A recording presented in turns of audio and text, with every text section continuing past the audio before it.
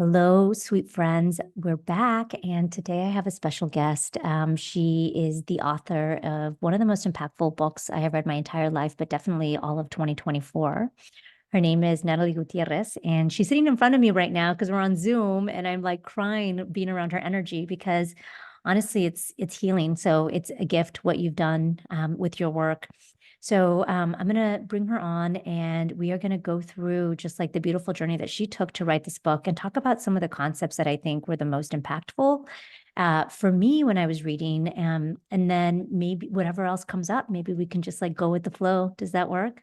Sounds perfect. All Sounds right, perfect. girlfriend, tell us all about you. Welcome.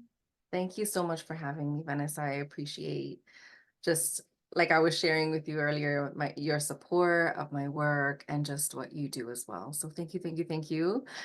Um, a little bit about me. I am a Boricua psychotherapist, space holder, medicine woman, and I've been holding space for people, I want to say unofficially my whole life as um as a parentified child, as a listener, as an intuitive empath, and professionally for 15 years. And I have dedicated my my heart, my life to serving folks of the global majority, healing from complex post-traumatic stress.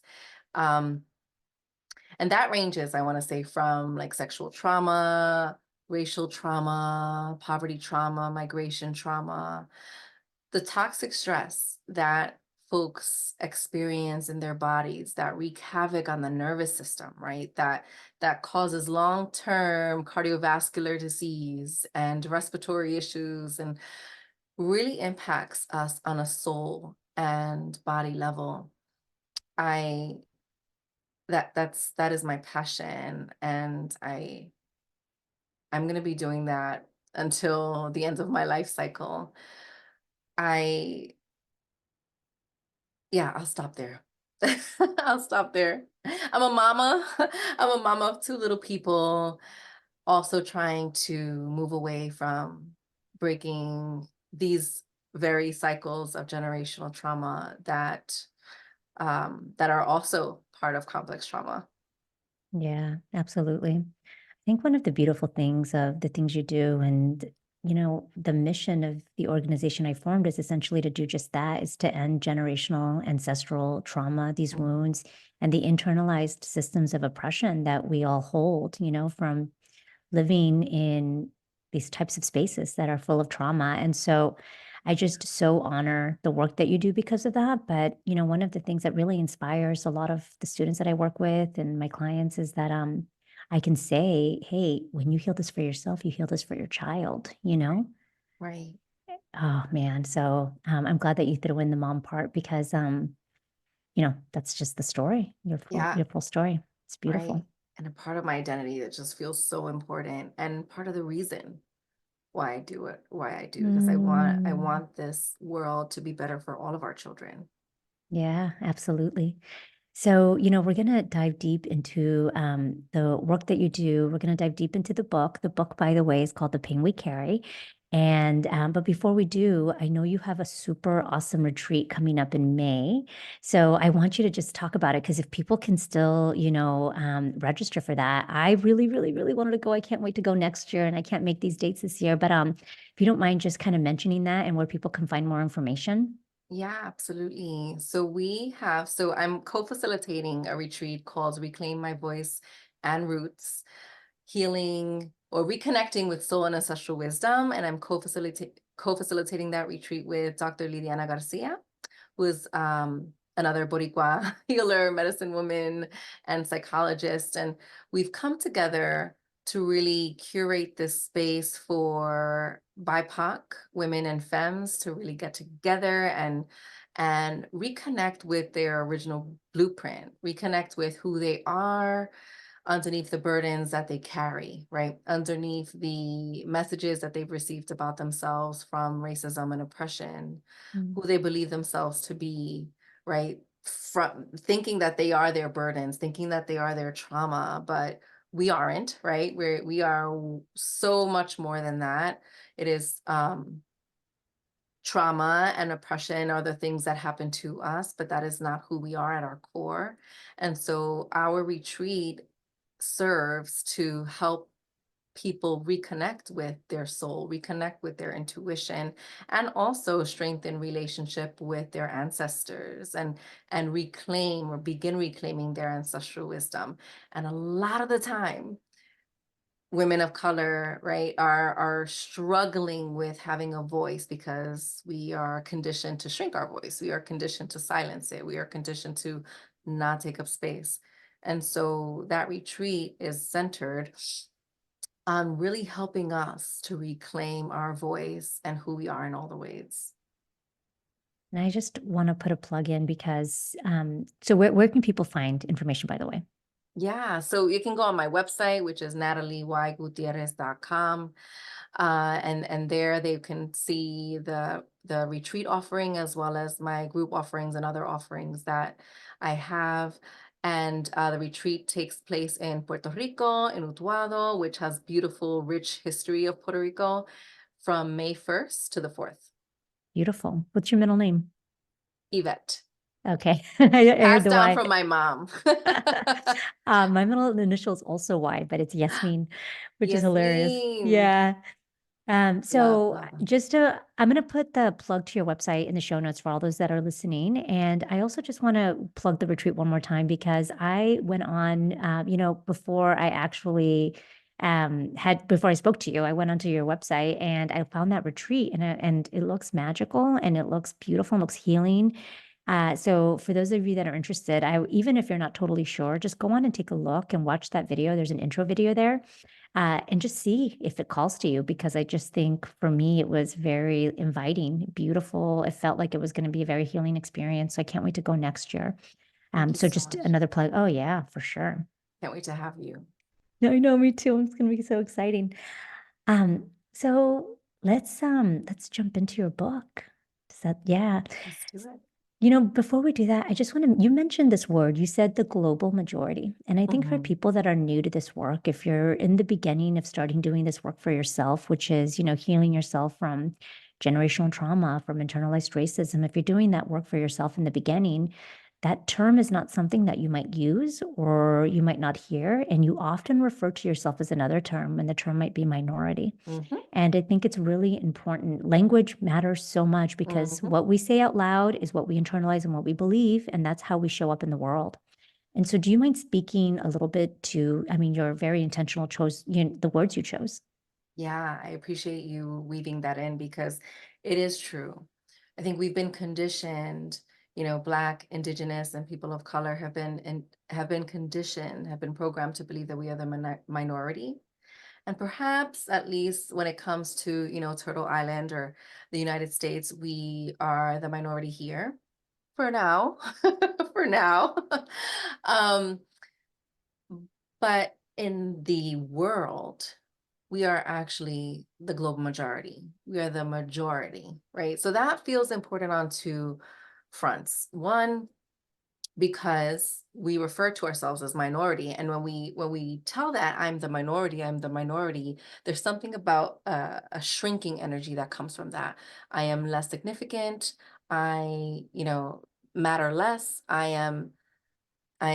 There's less of me out there, and so there's a, you're a minority, right? You're not like the rest of us. You're a minority, right? And that takes some element away of our power. But when we understand globally as a collective that we make up the majority of the world, that is way more empowering. Mm. That says you are not alone. There are so many people in the world. Granted, yes, they may look different from you, have different customs, maybe have different religions, whatever that is, but we are still, as Black, as Indigenous, as people of color, as folks of mixed race, we are the global majority, right? But we have been taught through white supremacy, right, through systems of oppression and racism, that we are the minority, and that is false. And part of that language is used to oppress, is used to say, you are the minority, kind of like what I hear in that is like, stay in your lane. You're in the, you're in the minority. And when we actually see that we are not, that we actually see that we are connected to a wider global people, I want to invite folks to see how that just feels in their body, because for me, it helps me feel more empowered. 1,000,000%. It really does feel like it lights me up in a way that kind of increases my vibration, right? And Yeah. so invitation to everyone else, perhaps like for me too, I sometimes go back and forth because I live and work in a white space and that term is thrown around all the time. We've got to treat these, minority patients or, we got to, and so and when I'm communicating with other people, if I'm in a work meeting or whatever, those are the terms that are used. And so just an invitation for me to remember that that's actually an illusion. It's Mm-hmm. absolutely not true. Mm-hmm. And it was an illusion created to oppress people of color. And so as an invitation to try it out for yourself, try using the term global majority from now on. When you say, we're creating these programs, for the global, these folks in the United States, the global majority, as opposed to the other term. Right. Totally. Totally. Yeah, it does feel much more expansive. Mm-hmm. So, let's start at the very beginning with your book. Y- you know now that you've just published a book. I have never published a book, so I don't know the feat, but I imagine that it is no small feat. The writing, the rewriting, the editing, going back and forth. For someone like you that was already doing the work in such a powerful way, on a client basis, a familial basis, it sounds like with your community. What inspired you to put all of this into this book, which is a gift, for me? So I'm glad you did it. And I'm just curious what inspired you to do that? Thank you so much, Vanessa. I've always wanted to write, and in the past and growing up, I wrote a lot. Um, that was just my form of channeling my anxiety, channeling the moments of sadness, the moments of grief. I wrote. So I have always wanted to write a book. Some people, they want to grow up, they want to get married, they want to have children. I didn't want to, that wasn't like my thing. I always wanted to write. I used to say, I want to be a journalist. That's what I wanted to do. I wanted to write. Um, and then, fast forward, I became a therapist. um, and it was through, being again in whether it was community mental health, but being more surrounded by white therapists and being supervised by, white supervisors, I began to really see, and also, of course, in grad school, being taught by predominantly white teachers, there was something that just didn't feel complete about all that was being shared, right? And I remember at some point, when I had graduated grad school and I was working on my hours, that my white supervisor would often share things like, oh, there's probably this diagnosis, or you should do this and that. And I'm like, well, of course they're anxious. Like they don't know how they're going to pay rent next month, or of course they're anxious when they are undocumented, and they're afraid that they're going to be reported, or they feel like they're afraid of seeing the cops. They're afraid of, so of course that anxiety makes sense. And that anxiety is connected to something bigger. It's not a defect within them, right? It is not something that is them. It is what is coming from the larger system that is perpetuating this stuff, right? This is how they're responding to all of this. So Mhm. it wasn't sitting well. I wasn't vibing with it. Um, And then fast forward, I started private practice and had joined, social media and all of that. And then my publisher, an acquisitions editor from my publisher, actually somehow found my page and reached out to me, because I was talking a lot about complex trauma, and reached out to me and asked me, hey, like, we are looking for someone to write a book on complex post-traumatic stress. Are you down for it? So it's like, yes. And so they were like, send me the table of contents, da da da da. So I put together this whole table of contents. I sent it to them. And this is how, like, universe and ancestors speak through people sometimes, because my acquisitions editor received it, and then she said, Natalie, what is the book that you want to write from your heart? What's the book that you want to write from your heart?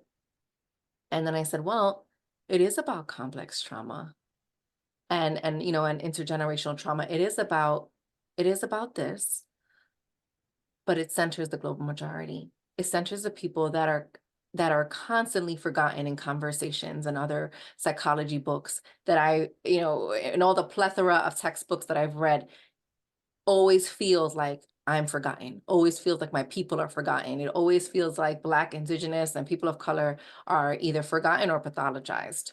So then I said, yeah, I want to write about complex post-traumatic stress, but I want to write it for the global majority. I want to write it for us. And so she said, go for it. And that was like, and so that is how that book came to be. It was gonna be a general complex trauma book, but when the invitation was given to write that book from the heart, that's what it was.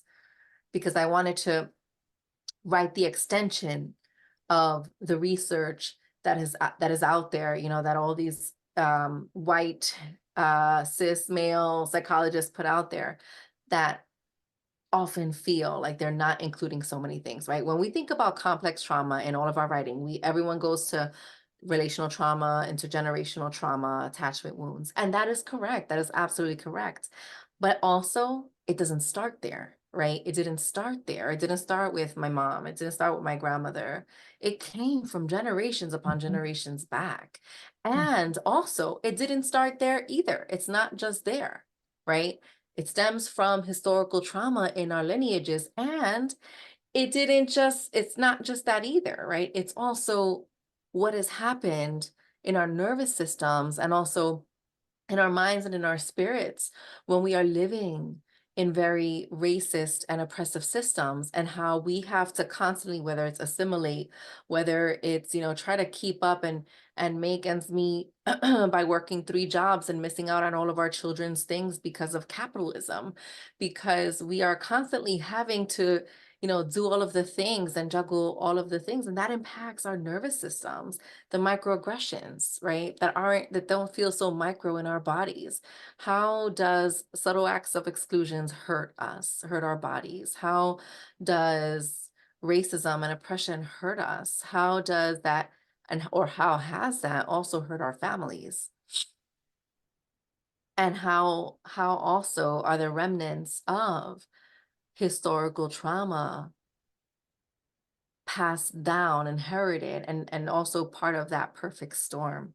So that essentially is what I wanted to really make clear in The Pain We Carry, that one, we need to stop blaming ourselves when so much of the pain that we feel, so much of the burdened energy that we feel comes from external forces that we've had no control over.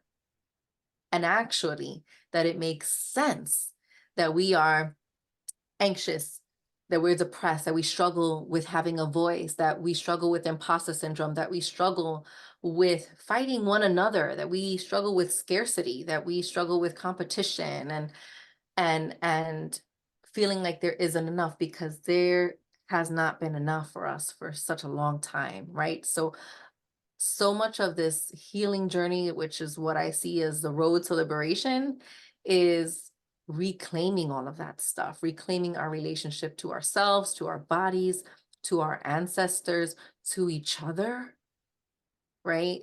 So that we can begin to slowly feel safer in our bodies and be able to push back against these systems that we are also a part of, that are perpetuating harm.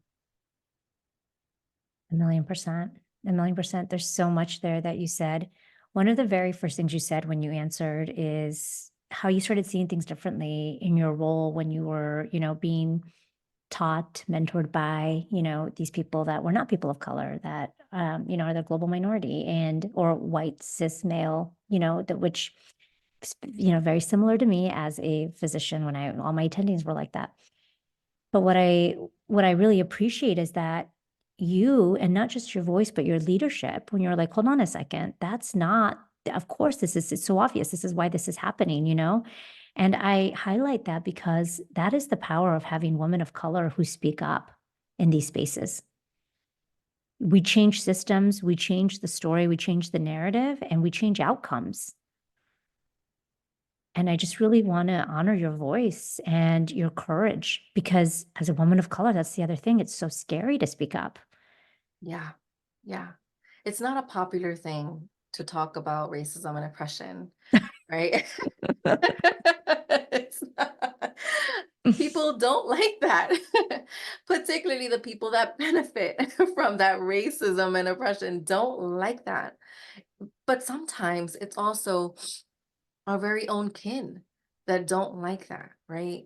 And I can understand. I really have a lot of, I've grown, it hasn't always been easy, but I've grown a lot of compassion to the people that don't want to speak about it because it's easier to just, brush it under the rug. It's easier because it's also how we survive. It's also how we survive.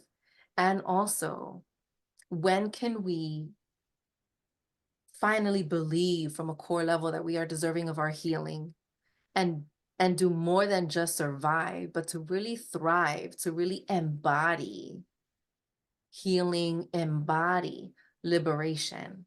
I don't want us to live in captivity of our own minds, but also, from anyone, right? I want us to really be free, and we are not yet free. 1,000,000%. I am so grateful that you followed your heart and that you were guided, in this direction to follow your heart, and you did that, because I think that's why, obviously, why it's had such a big impact on people of color. I love what you said about the liberation, and here's invitation to everyone who's listening. If you are still holding on to the illusion that you're not worthy of living a life without guilt, or that you're not worthy of living a life without scarcity, I just want to remind you that that is an illusion that was created outside of us to oppress us. And when we believe it and when we act upon it, we are doing the work of the oppressor. Mhm. We now do the work of the oppressor ourselves. And again, I just so much compassion for everyone listening, and for me and past versions of me that held on to that illusion and to that story. Even now, I do my best to hold space for myself when that shit still comes up for me, because I'm still in a journey. I still live in these spaces, and I'm still doing my own work to create freedom and liberation for myself. Absolutely, me too, right? And I think this is a lifelong thing. It isn't, we don't just read a book or 12 books and say, well, I'm liberated, right? It is we need to continue to wake up. It is a daily choice to say, how can I make this day better for me and others, right? How can I continue to see, bring light to the colonial wounds within me, to the colorism within me, to all the ways that I have perpetuated cultural isms and pain, right? That is a hard thing. That is a hard thing to do. Um, we want to believe that we are good, and we are. And also, we all have shadows, right? We all have things that need healing because we've all internalized. We have all internalized racism. We have all internalized um, oppression. It's just, it's like pollution. It's in the air that we breathe. It's in the water that we drink. It's in the lack of access to water that some people, even in the United States, don't have, right? It's in all the inequities and restricted access to really important resources, whether they're food, whether it's housing, whether it's medical, mental health. There is just so much lack and gatekeeping, I want to say, of people in power Mm, that are white. yeah. And it's in the subtle nuances of what we see. And I think Mhm. that it's in the big things and it's in all the little things. And I think it's, what are we if we're not just a combination of subtleties for for the rest of our life? And so when we create space for our own healing, I know for me, it helps me create more compassion for people in power and when they don't want to let go. Because Yeah. if it's hard for me to even see my own Right. privilege, my own how Right. I benefited, Mm-hmm. it's interesting what you said about it's a choice that you make every day, an intentional choice. Part of my ancestral lineage comes from Mexico, and the Toltec ancient wisdom says, part of you being awake, it's a choice that you make every day that you open your eyes to open your eyes. You know what I Mm, mean? To like, mm. you know what I mean? And Yes. so, and it's a choice that you make every day. And I have this ritual now when I open my eyes, I take a deep breath in and I take another one and I say, okay, spirit, I'm going into the world, you with me Mm, so that I stay awake, you know? mm, mm. Because it's so easy to forget. You're living a lot of what we're living is, in your brain and your thoughts and the illusions and you got to stay awake. You got to remember, you're not the stories that you've been told. You're not the nuances that you've seen. You're not at the oppression that, people have been trying to make you believe. That's not you. Yeah. Right. Right. Right. Right. And they will try really hard to make you believe that that's who you are. So many ways, right? In so many ways. And it's important that we are courageous enough to hold on to ourselves and to say, no, I define me. You don't define me. Mm. Yes, you are a sovereign being. I Mm-hmm. am a sovereign being. Yeah, no one has rights over me. Yeah. So, one of the things you said was one of the inspirations behind the book is to really tell the story of how the trauma that you have didn't start with you. It didn't start with your parents or their parents. It goes back and back and back. And just a brief anecdote from my own life. I, experienced trauma like everybody else. And I had done so before I read your book, worked with trauma therapists, I've worked with trauma coaches, I worked with spiritual healers, years and years and years of doing all these things. And I'm so committed to my own healing and, to making myself available to help others also heal. And I can't do that unless I do my own healing. And I think one of the things that spoke to me in your book, it was really early on. I think it's in one of the stories you told. Oh, no, maybe it was in the middle. It's one of the stories you told about alcoholism in men and, from back in the generation and how the pain that they come with. Why do you think they do that? Oh, maybe they don't have a job, or maybe they did have a job. Maybe they were belittled at work. Maybe this, maybe that. And I think because of the, generational trauma that the women in my lineage experienced, coming from poverty, coming from the machista culture where they had very little say, machista, for those listening, Spanish word for the patriarchy, coming from so much verbal, physical, sexual abuse in their own homes, in their own marriages, and having to deal with that. And when I read that in your book, I was like, oh my gosh, so much of the stories that you wrote about I just could resonate with so many of the people that you spoke about.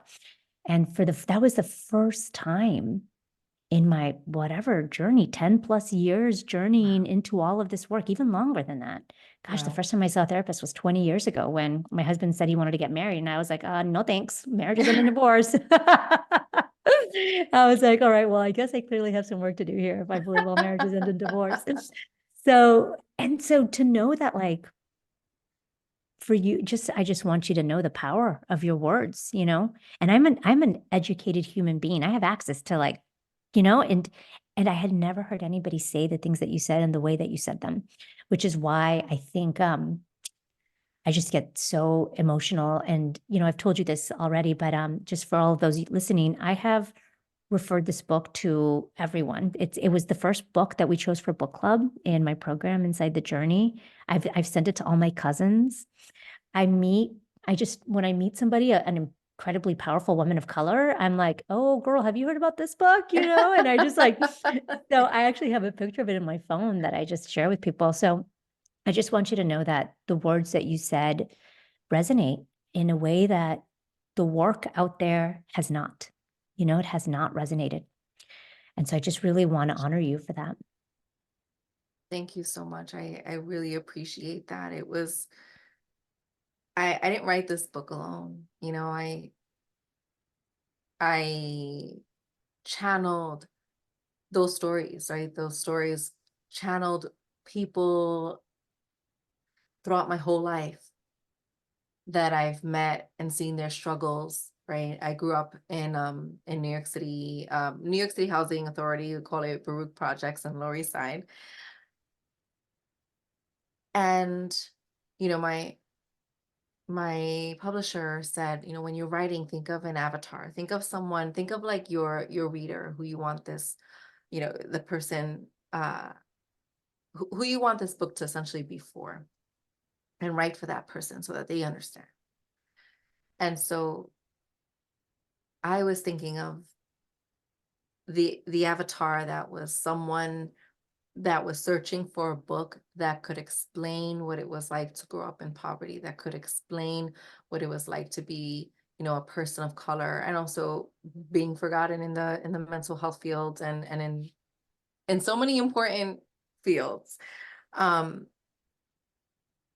Really taking in for the first time why they're not crazy, and why they may be struggling with rest, right? Because we do. We struggle so much with slowing down and resting. And what's that about?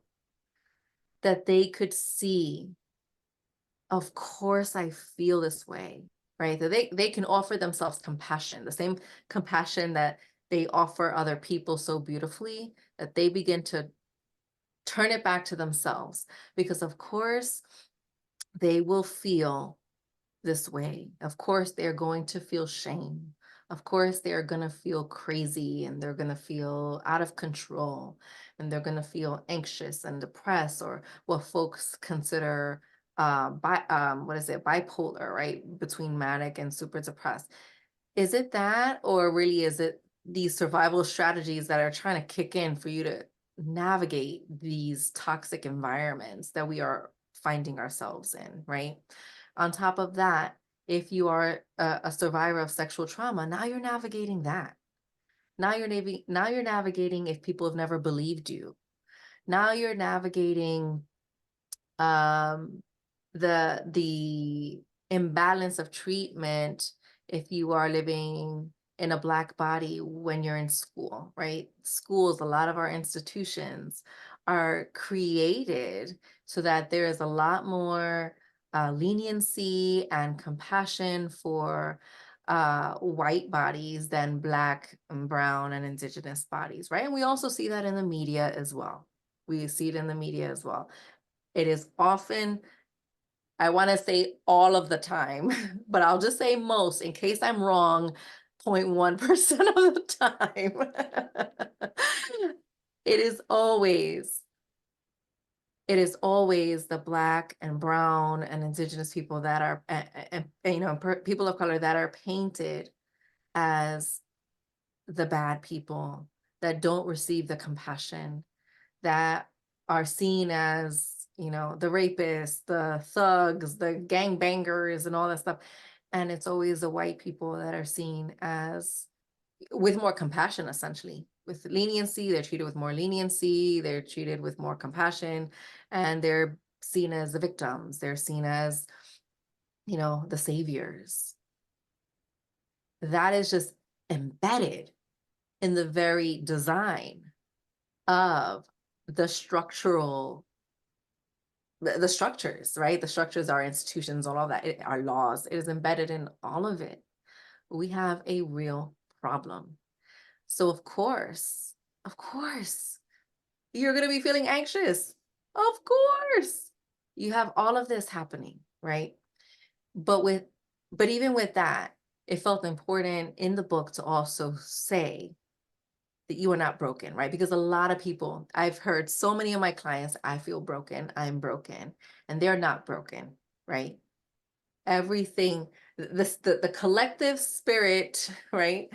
The systems that were designed to oppress and be racist, that is broken. that needs a whole dismantling and, doing something else. That was already stacked.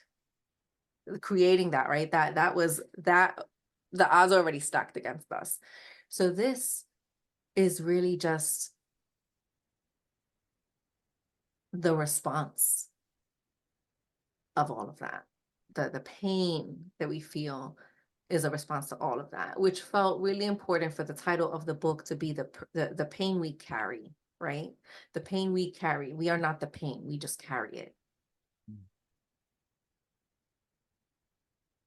Oh, 1,000,000% to everything you said. I didn't share this with you either, but I first got your book because I think I saw it floating around somewhere online. And I was like, what is this book? What is this book? What can it teach me? And so I kind of got it on I got it on audiobook and I started listening to it. And within like 5 minutes, I paused and I was crying. I was like, oh my God. And then I kept trying to listen to it on audiobook, but I kept pausing because I kept wanting to be like, wait a second, and reflecting on what you were saying. So I was like, I got to get the book. So I got the hard copy and I would read it and then listen to it and then listen and read at the same time, and it would just land differently. And it's funny. So I told one of my girlfriends about it and she bought it on audiobook immediately. And then she paused it and she was like, why didn't you tell me I needed to buy the book? I was like,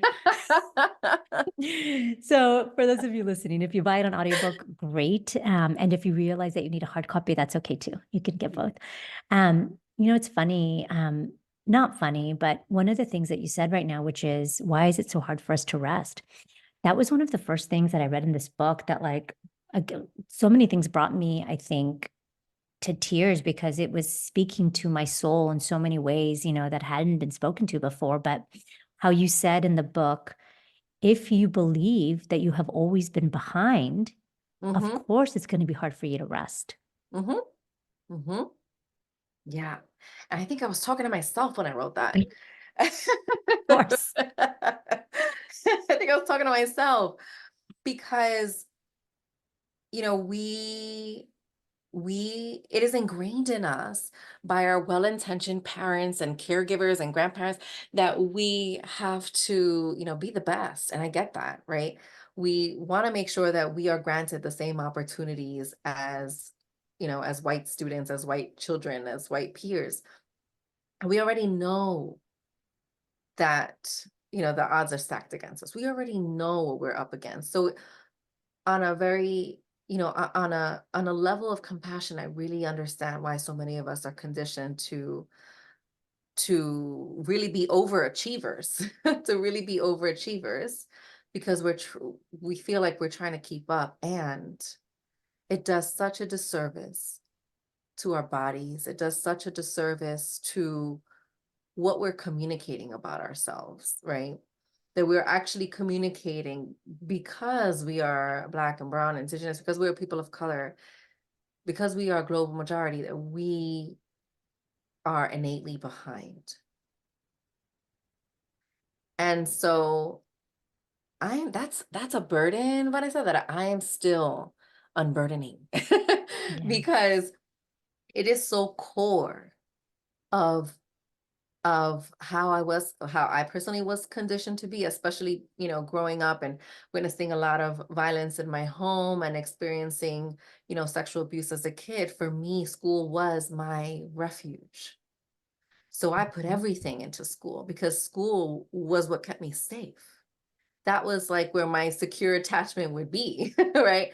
So I really have to continue unlearning the love for achieving things and really kind of like decouple that, really separate that from the charge of I need to catch up. I'm behind. I need to catch up, right? Because we always have a voice of like, "Oh, I'm 40 years old. I'm 41 years old. I have to do this. Look at this person, 27 years old, and they're doing so much more than I'm doing, and I'm behind, and da da da da da."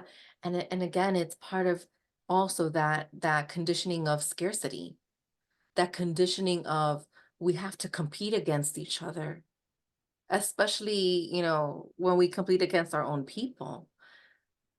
And we have to really begin to divest from all of that. We really have to begin to see where that lives within us, how that shows up in our bodies, and really be in relationship with it. We don't want to judge it, because that again is that part of where we're internalizing our oppressor and we're oppressing ourselves. We don't need the white man anymore to do it, right? We do it ourselves. Um, that we are really bringing curiosity to those wounds within us, because they're there, and really bringing that love and compassion and care and tenderness to those parts, and be in relationship with them, and then saying, okay, sit down, go play, or go have a cup of coffee. Me, rooted Natalie, got it, from here, right? I have us from here. But we are not gonna sign up for all of the trainings and all of the, you know, get 20 million degrees so that we can feel good enough, so that we could feel like we've caught up, right? Because our soul doesn't care that we've written 25 books, doesn't care that we have bachelor's, master's, or doctorates. It cares that we are feeling worthy Mhm. about ourselves. And there are no external accolades that can give that to us. Only we can do that. Yeah, that's really beautiful. I want to spend a little bit of time here because a lot of people listening are smart, ambitious, they're high achievers. And I think what I have come to learn is that the truth is you can achieve for the sake of achieving if you want to live life big. That's a beautiful gift to be able to do. And where we get to sort of, be intentional or sort of check ourselves is when we're doing it because we think we need to prove something, or when we're doing it because we don't think we've done enough. And so I think that that is such a beautiful fine balance. I know for me, all the way up, up until probably very, very recently, and still now I got to check myself to make sure I'm not doing it. But, I remember I was so fast: achieve, succeed, propel, achieve, succeed, propel. Mm-hmm. This degree isn't good enough. Let me get also this joint degree. This isn't good enough. Let me just do this too. And then I was a super young department chief, and that wasn't good enough. I have to be a CMO, and like, and eventually I remember it was like, how generous our ancestors in the universe Mm-hmm. can be with us when they're like, hey, hold on, you're on the wrong path. You're on the wrong path. And yeah, I'm just so blessed that I listened, and that I had the courage to listen when I was tapped on the shoulder. Probably yelled at in the ear is what I should say it was, because I probably had been on tapped on the shoulder for a while and I wasn't listening. But point is, I think for me, when I realized, oh my gosh, I can achieve because I want to, just because I want to, just because I want to be in service. And like, what else can I do? How else can I have more people? Not because I haven't helped enough people, not because I haven't done enough, and I think that was a really beautiful kind of awakening moment for me. And so just an invitation to those that are listening. I know you're smart and you're brilliant and you have a lot you want to do in the world. And just ask yourself, like, where is it that I'm afraid to slow down? Because if there's fear to slow down, it's probably because you're holding on to some pain there. Yeah.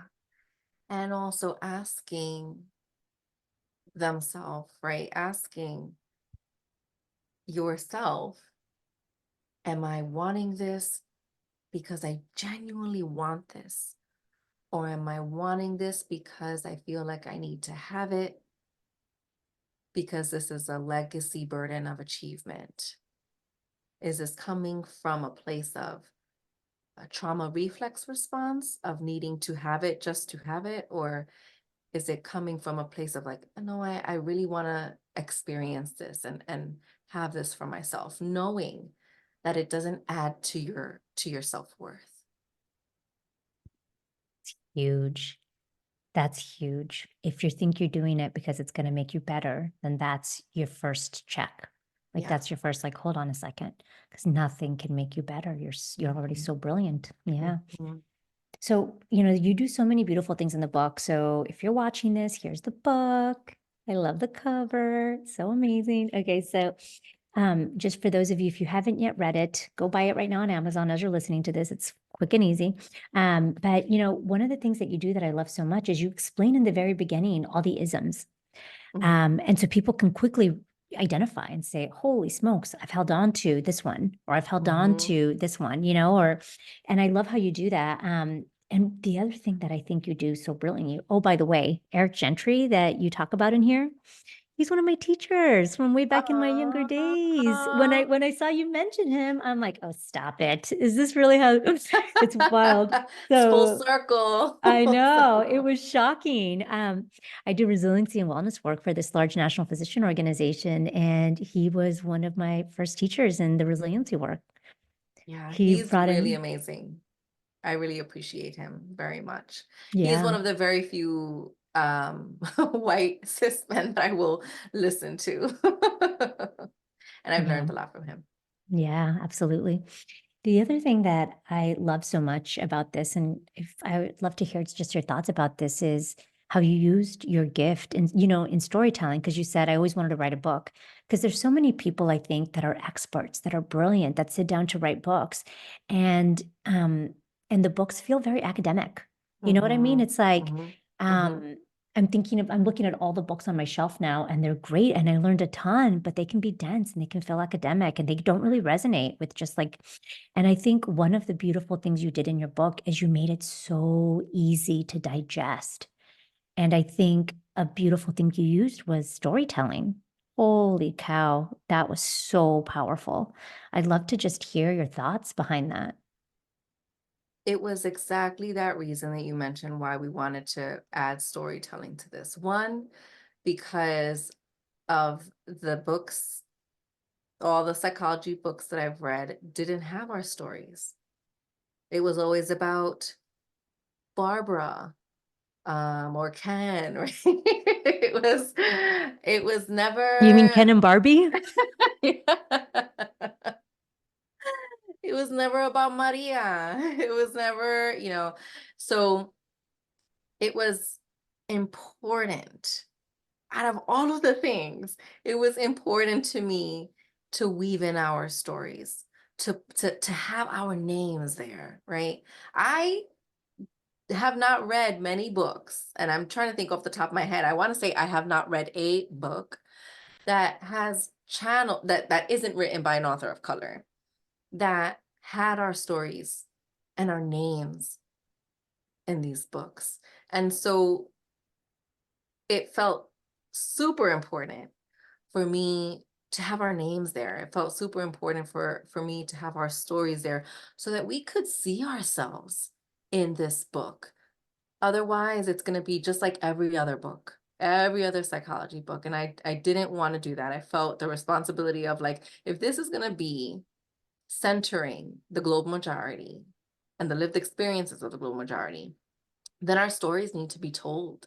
Our stories need to be woven in there. And even then, even with the stories that I've shared, I know that it's incomplete because I can't share every single person's story in the world, right?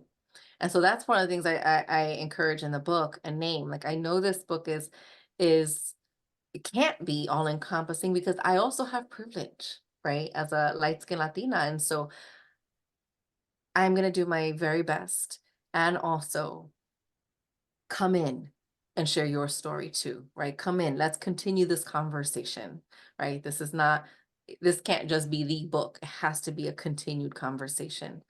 So the stories were absolutely important. They were fundamental to this book because it was for me how I connect with books when I see my story in there, when I relate and I'm like, oh, yes, I know this. I was just feeling this morning. Yes, thank you. Thank you for naming this, for naming this struggle. That has felt important. And also it feels it felt like an ode to the people that have come before me, to the aunties and the projects that took care of me, to the tias that looked out the window that also you know took care of me, who were not my family, right, but were community. We all knew what it was like to grow up without, and we looked out for each other, right? So these stories are emblematic of those people, and they channel the energies of those people, and that just feels so important. And also from an ancestral point of view, right? That storytelling is a very important key piece to indigenous wisdom, right? To how we pass down our stories. So that is like the root is the storytelling piece in this book for me. It's so beautiful, and you did it so well. Oh, you're so talented. Honestly, I just feel like you spoke to the different stories, spoke to different cultures, to men, to women, to different gender identities. It was, oh my gosh, it was every story. I was like, yes, yes. Oh, no wonder. Oh, so good. I love how you say about the ancient wisdom. I think about, my grandmother who couldn't read and write, but damn, that woman was brilliant, and so Mm, she passed down in Mexico, you write songs and you pass mm. down your stories through songs, and or through a story, and or through a saying or through, and my mom's always repeating things that rhyme and that come from my grandma, right? It's like, and in a lot of ancient wisdom, in my experience, or at least what I've learned, is storytelling is such a respectful way to teach a lesson. Because when you can tell the story, you're not trying to be pedantic. You're just sharing a story. If you resonate, take what lands with you. Oh my gosh. And I think for me, when I read the book, so much landed with me in the stories. And honestly, the beauty of storytelling too, it's the way the brain works, right? Like your brain is going to Mm. remember more from what you hear in a story than, Mhm. all of the other stuff of like, process A, process B, but this is what this person experienced. This was their healing journey. You're like, oh, okay. That's exactly it. That's exactly it. And we learn more from the storytelling than from, this is what it is and this is what is that. Da, da, da. We learn from the stories. We're able to make the connections within ourselves and the world through stories. You know, um, so I'm so excited for everyone who's listening to go out and read the book on their own and have your own experience, and then let us know your experience. Follow Yes, Natalie on Instagram. What are you on Instagram, Natalie? What's your handle? it's at Natalie Gutierrez, LMFT. Okay, so follow her and let her know what your experience was because she wrote this book for you. So let her know. And let me know too, because I'm just curious. I just want to know. So, because the other thing I love that you did is you broke it up in parts. Hmm. Part one, here's a background. Part two, here's what you can do. Part three, which is some of the most beautiful things that you do that I like started practicing myself, is how you can bring in all of this ancient wisdom into your daily rituals and your daily routines. That was Tell us all really, about that. yeah, so another thing that I thought was missing in our psychology books, even the ones that, are named holistic, wasn't really like holistic in completion. um, because a lot of what is important to the global majority and to our communities of color are the integration of ancestors and ancestral wisdom, because that is the very thing that has been lost through colonization, through enslavement, right? Through a lot of the historical trauma in our lineages. And so there's so much rupture there. Right. And that's part of when we talk about historical trauma and we talk about epigenetics and we talk about the Mhm. origins or the genesis of intergenerational trauma. Historical trauma is the genesis of generational trauma. And oftentimes people conflate the two, but they're not the same because generational trauma didn't just happen. It stems from, it's connected from, it's rooted in the historical trauma, the ancestral trauma, right? And so it feels important that when we are really truly talking about a holistic care, that we are talking about the body and we're talking about the mind, and we're also talking about the spirit, both like the soul and also connection to the wisdom of our ancestors. And then we're also weaving in community Mm, and we're weaving in intention, right? Because mm, part of this conversation, and we had talked about this earlier, is we are certainly needing to be clear about the systems that we exist in, but also we need to be clear about the ways we partake in them. We need to be clear, right? Going back to our shadows, we need to be clear about how we also are part of the system. The system isn't just a brick and mortar building, right? That's doing stuff into it. We've also naturally, each and every one of us in some sort of way have perpetuated some of this harm, right? It's what continues. And so how do we bring that that curiosity to how we do that, right? Every single day. And so at the end of each part are just some ways for you and some invitations for ways that you can take care of your body, to also take care and learn more about your inner child, right? And the ways that generational woundings show up in how you see yourself and also how you see the world, and all the people pleasing, right? The burdens of people pleasing, the burdens of secrecy, the burdens of loyalty, all of that that I explore in The Pain We Carry. And then and how we also need to begin reclaiming our connection to ancestors, whatever that is, right? Ancestors known and unknown, because not all of us have the privilege to, know our ancestors, but where we all came from somewhere, right? We all are connected and have ancestors. And so even if our ancestral practices is, honoring the earth, that is enough, because the elements of the earth, right, there are our original ancestors. So how do we create something that isn't just us necessarily going to therapy, but what is a practice that we are also beginning to connect with, again, that our ancestors knew was helpful, right? That our ancestors knew, I want to say, was life-saving, really. How do we reconnect with that? And then again, how do we then bring intentionality with who we want to be in the moments where the world is not being who we want it to be? When our partners, our friends, our community, our colleagues, our bosses, our supervisors, whatever, right? Who do we want to be in the moments that people are being who they don't want them to be, so that we walk away feeling like we are aligned with who we wanted to be in that moment, that we are aligned with our values, we are aligned with who we want to be in that moment, and we are connected with that vision of ourselves. Otherwise, we continue to feel more shame. And the more shame we feel, the more rage we feel, the more despondent and dispirited we feel, the more helpless, hopeless we feel, right?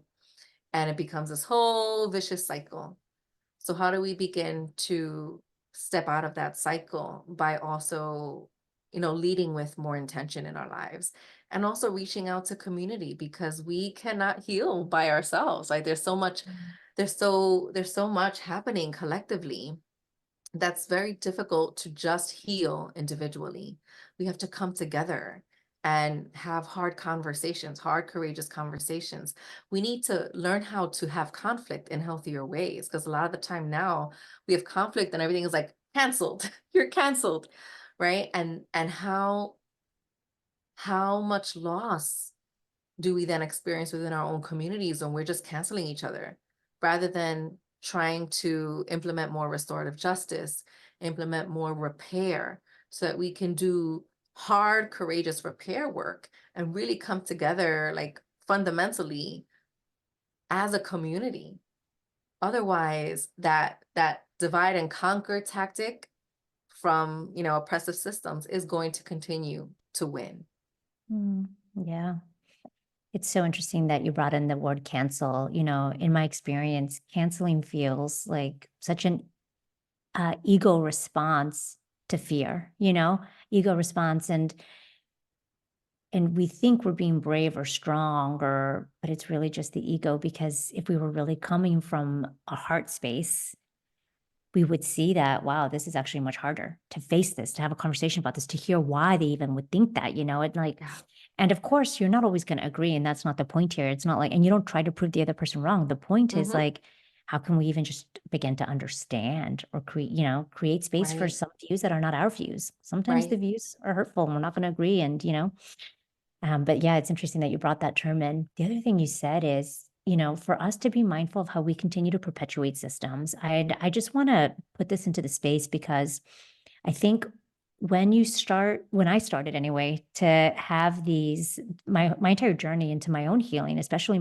the racial healing that I had to do, I started seeing how I was a part of the problem, you know, in how I've internalized oppression myself, and how I had to believe that I had to be better than other people or else like I Mm-hmm. was going to be at the bottom. All Mm-hmm. of those types of things. And when I started doing my own healing, part of my journey is I read a ton of books. And two of the books that you actually quoted in the book, I don't have them on the top of my head, but I think the Sweetgrass book you talked about here, and so anyway, I had read some of those books, and I also read How to Be an Anti-Racist, and Mm-hmm. Dr. Ibram Kendi. And so, if you haven't yet read this book, How to Be an Anti-Racist by Dr. Ibram Kendi, he's a PhD in anti-racist studies, and he's a Black man. And I say that because what he says in the book that really just like was like for me, like a huge moment of like, yes, was that listen, I'm a PhD in anti-racist studies. I'm Black and I have to choose anti-racism in every moment. And Mm. I was like, yes, like that's it right there. If you can be honest, if he can have the courage to be honest to say that, I want to put this into the space because if you're listening and it's hard to believe that we may have a bias. It's hard to believe that we might have internalized racism and that we might be Mm-hmm. perpetuating the system because we're kind and we want to be helpful. Mm-hmm. So I want to put that out there because I want for us to understand that it's a moment to moment decision, Right. just like what you said about intentionality. Because I think Right. that's a great place, girlfriend. I would talk to you for ages and ages, but I know we have to end. But you know what? I think a great place to end is what you talked about. Oh my gosh, if I were to just flip through this and show you all my notes in here, and look, I even still have post-its in I here from when love I it. read. I But love it. one of the things I think it might have even been your last chapter about empowerment step, live intentionally to change unjust systems. Mm-hmm. That's Because exactly that. one of the things you said is like, listen, the world is going to be what the world is, and you Mm-hmm. get to decide how you show up. And Mm-hmm. that was so powerful for me because I was getting re-triggered every time I would re-enter certain spaces because I wasn't preparing myself mentally, physically, spiritually for how I wanted to be when I would show up in that space. And I read this book, and I reread the book right before the holidays last year. And so when I showed up into places where I would get re-triggered, childhood things, and I realized myself having the courage to be who I am authentically, and it was just such a powerful practice. And again, I just so much gratitude for you giving me the gift and the tools. You also said, come together in community because I've realized learning happens individually. You could read a book, Mm-hmm. but healing happens in community. Right. Right. We learn so much about ourselves when we are together. You are going to learn when you're in a group, right? You are going to learn what it feels like to be vulnerable in that group and have other eyes on you. So now it's not just you feeling your vulnerability and seeing your vulnerability, but now it's you are taking the risk of opening yourself up and being seen by other people and seeing other people, Mm. right? You're also opening yourself up to see how you show up in groups. Do you shrink? Do you do this? Do you want to take up all this? That is, this is all information, right? And rather than bring judgment to it, we can bring curiosity and see, oh, of course, naturally, I'm gonna want to do this if, XYZ was my story. Or naturally, I'm gonna want to do this if XYZ is my story, right? And rather than get upset with ourselves for it, how do we actually, again, bring that compassion to ourselves the same way that we do with so many other people? How do we bring that care, that love, that tenderness to ourselves? There's so much tenderness within each and every one of us, but we have been conditioned to detach ourselves from it. we have been conditioned to believe that that tenderness is dangerous, that it's just yucky and uncomfortable and like, no vale la pena to like, it doesn't, what is the word? It's not like Yeah. necessary to Yeah, it really doesn't matter. Yeah. go there, right? But we need to go there. We need to go there. Yes. That is Yes. that is what is crying out for our attention. We need to go there. We need to witness the parts of us that are carrying these burdens that are calling for healing. Absolutely. And you see that in community. You know, Hmm. there's a there's a very, very wise curandera, medicine woman, a healer. Her name is Sarita Ruiz. She's passed. Mhm. And a lot of people don't know who she is, but a lot of people know her students. And one of her students is Don Miguel Ruiz, the guy that wrote Mhm. the Four Agreements. Mhm. And Sarita was his mom. And he learned everything he learned from his mother. And one of the things his mother says is, and I'm intentionally saying Doña Sarita taught this because I Mm. want people listening to know the power of curanderas and medicine women and healers. And even though they were maybe not the person that wrote the book, guess where the learning comes from? It comes from the great Absolutely. divine and Yep. the feminine and the beauty and the power that they hold and just holding space. One of the things she says kind of speaks to what you said at the end there, which is you're on a journey to fall in love with the love of your life, and that love of your life is you. And until you Mhm. can get to know you and love you on every level, you will always be on a journey. Like that is your journey. Every day you get to choose, how can I get to know myself more, accept myself more, love myself more? And that right there is reclamation, Mm. right? That right there takes courage. And that right there is how we resist all of these systems that are not wanting us to exist. That is how we say, no, no, I'm here. I'm here and I see me.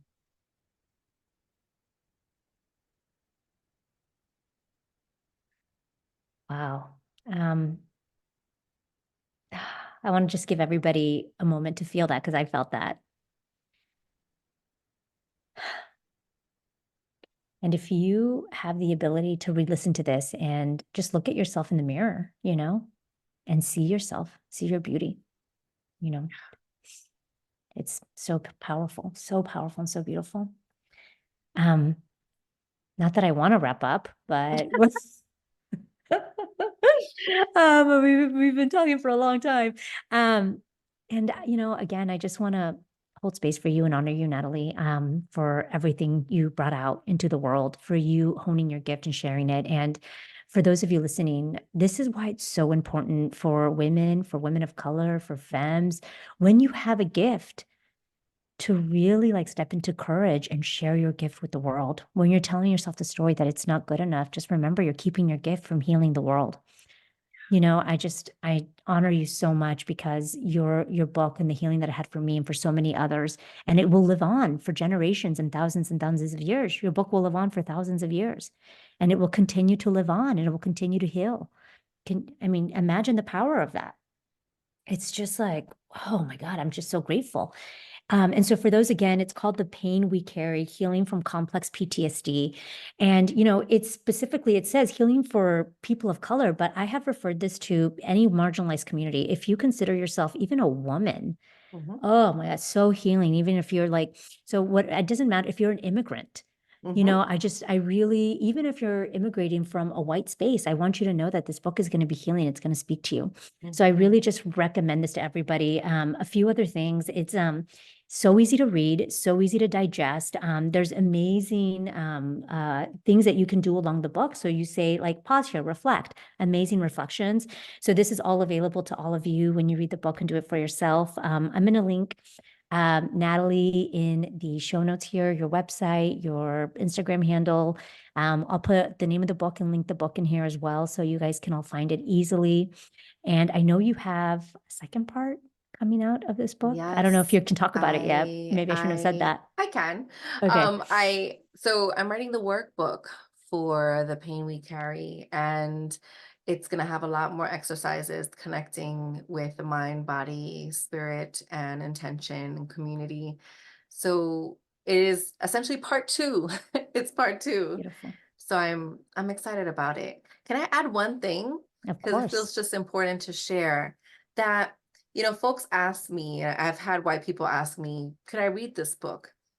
And I think it's important to say, yes, you absolutely should read this book, especially if you are, a mental health provider, uh, any sort of provider, or friend or family member of people of the global majority, then it's important for you to read this book so that you can get a glimpse of how to support, care, and also of the struggle of the global majority. So I definitely recommend it to everyone.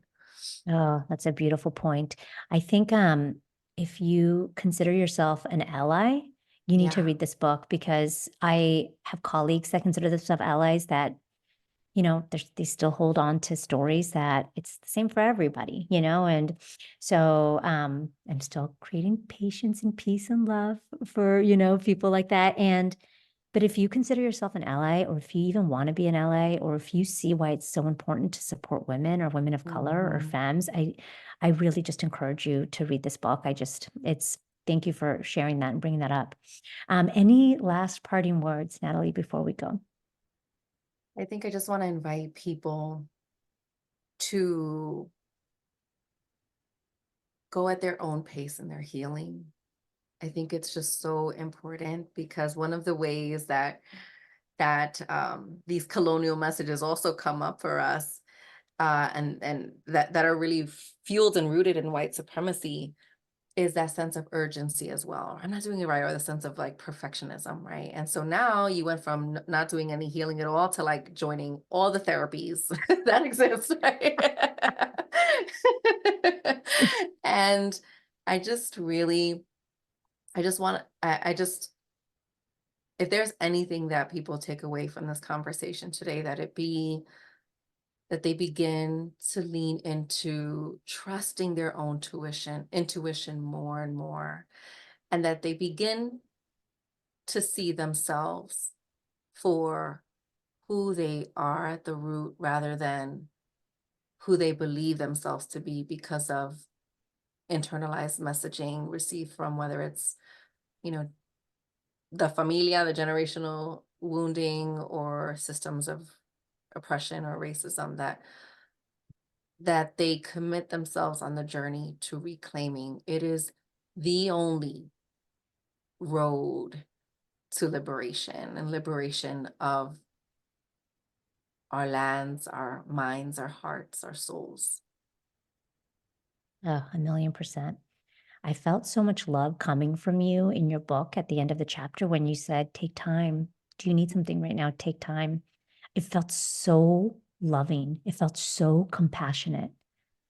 I was like, I can't believe she even included that sentence. It's so, Mm, so loving. It was just, wow. I was like, wow, this woman is like, this is like just love embodied. You know what I mean? Oh I'm so man. I glad. think about like, I wanted it to feel that. I yeah. wanted it to feel that. So thank you. Oh, that's beautiful that was your intention. That's what I felt. You know that Bob Marley quote, emancipate yourself from mental Mm, slavery? That just came up for me when you were saying, it's the only way to liberation. It's all of his songs. I remember in high school listening to them because that's what people listen to, but I mhm. never actually listened to the words. And, a few years ago, as I started on my own journey of healing, I started listening to his music and I was like, damn, okay. Mhm. No wonder. None Ah, but ourselves can free our minds, right? yes. Yeah, exactly.